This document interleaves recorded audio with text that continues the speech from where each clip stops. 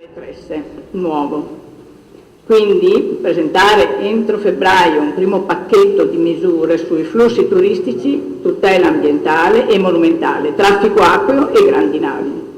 Se non ci fossero risposte soddisfacenti, l'Italia farebbe una pessima figura a livello internazionale, perché la sorte di Venezia guarda tutto il mondo.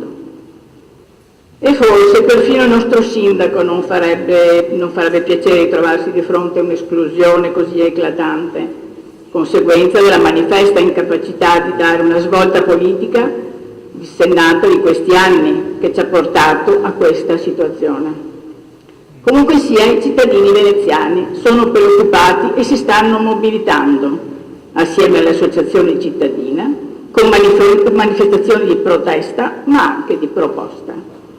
Proposte che sono state presentate all'amministrazione comunale, ma che non sappiamo se hanno avuto o avranno un esito favorevole.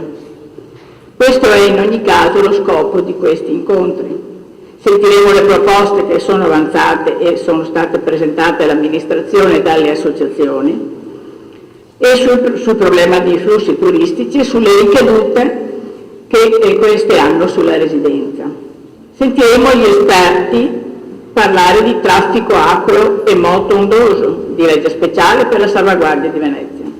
Parleremo, con dati alla mano, sul tema della residenzialità, in particolare a Cannaregio, di come l'invasione turistica stia trasformando di fatto la vita dei cittadini del Sestiere, uno dei più popolosi di Venezia, se non il più popoloso.